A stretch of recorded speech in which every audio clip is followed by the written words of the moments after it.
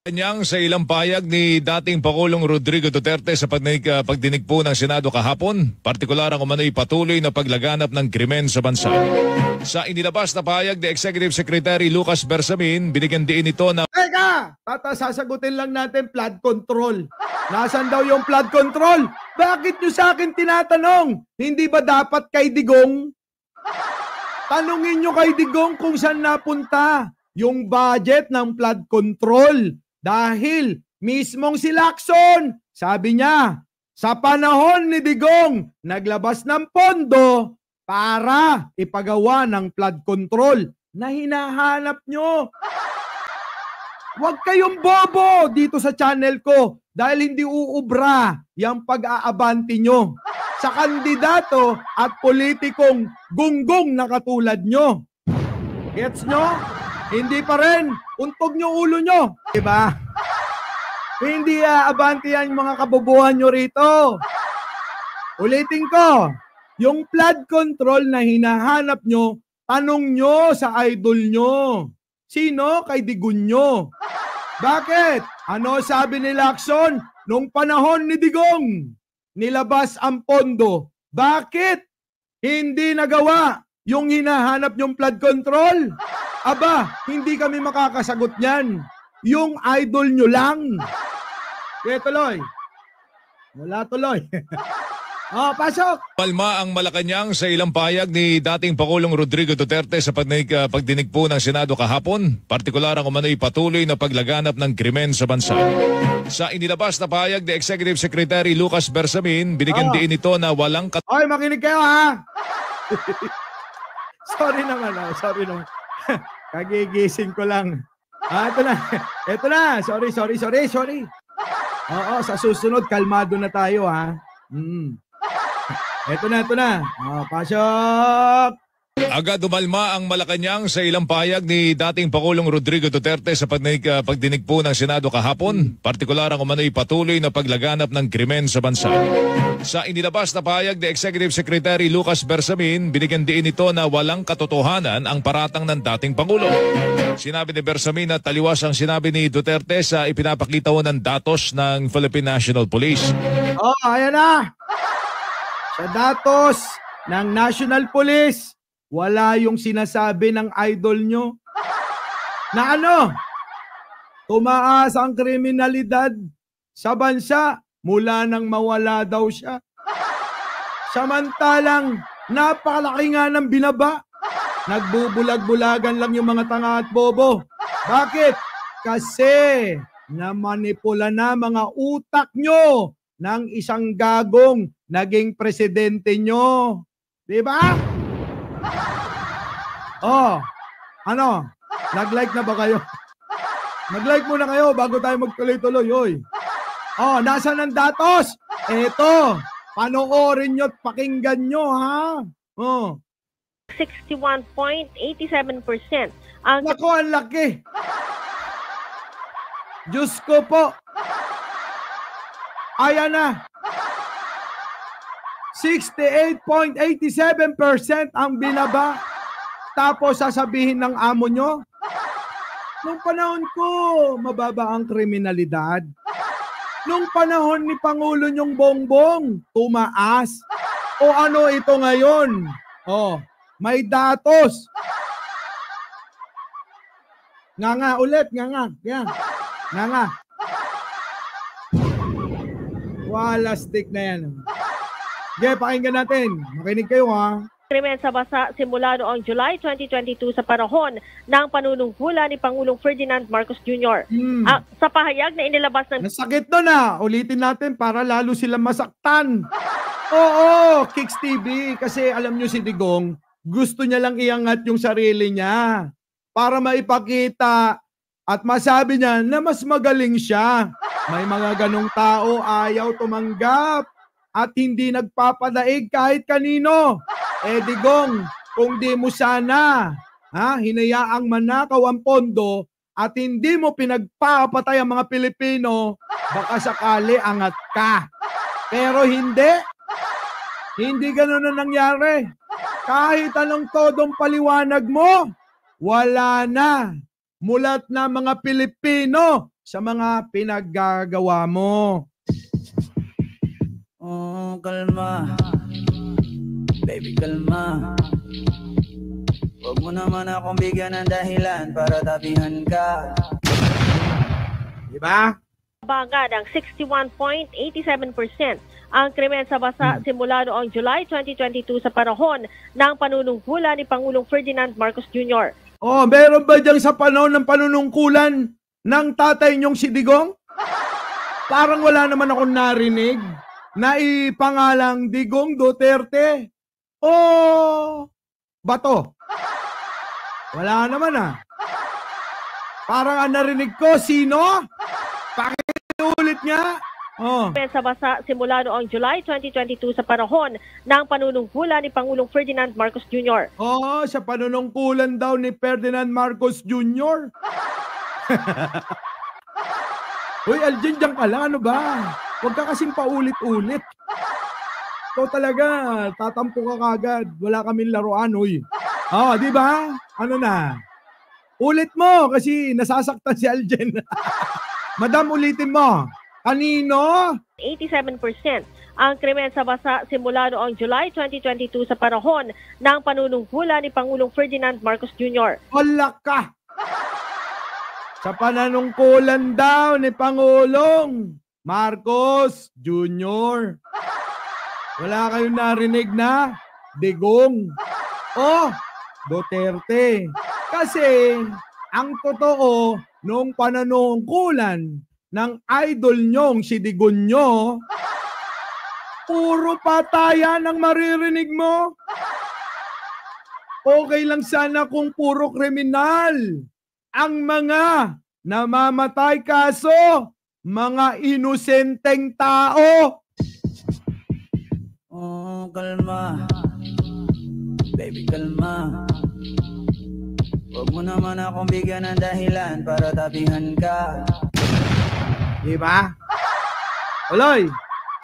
Sa pahayag na inilabas ng PNP, nakapagtala lamang sila ng 83,059 na krimen mula July 1, 2022 hanggang July 28, 2024, kumpara sa 217,830 ng kaparehang buwan noong 2016 hanggang 2018. Ang laki naman yan. Sakit sa tenga ng mga DDS yan. Biruin mo, halos mabuong wala ng krimen nung panahon ni Pangulong Bongbong Marcos.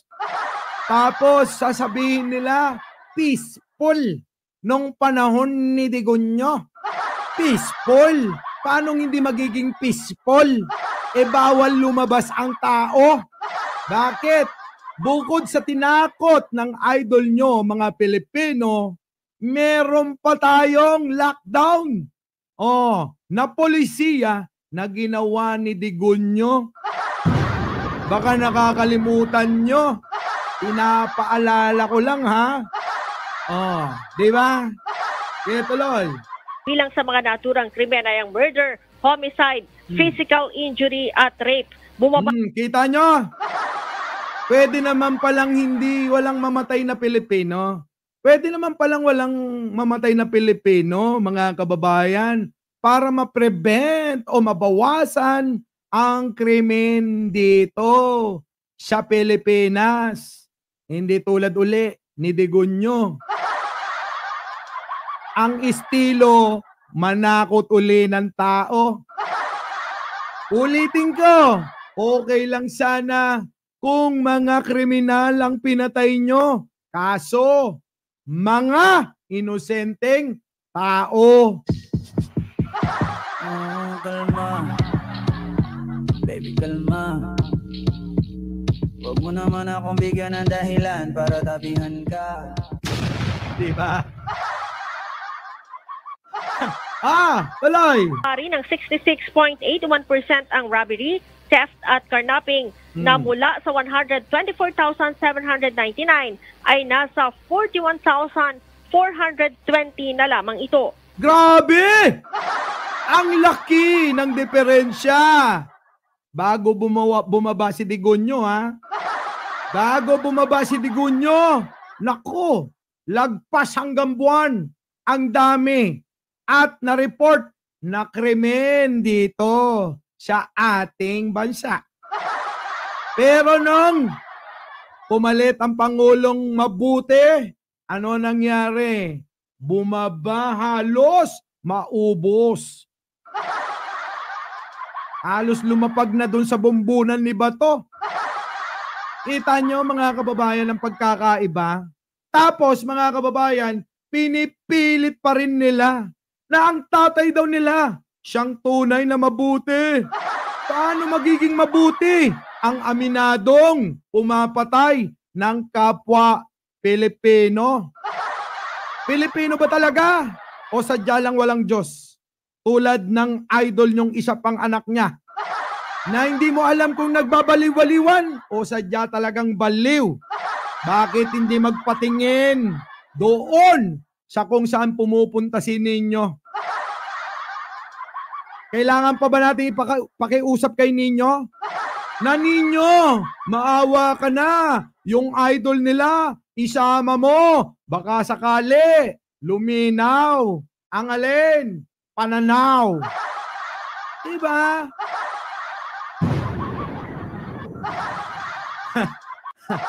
Ano? Ha? Hoy, mamaya yari ka sa akin, Marcos Aimee, ha?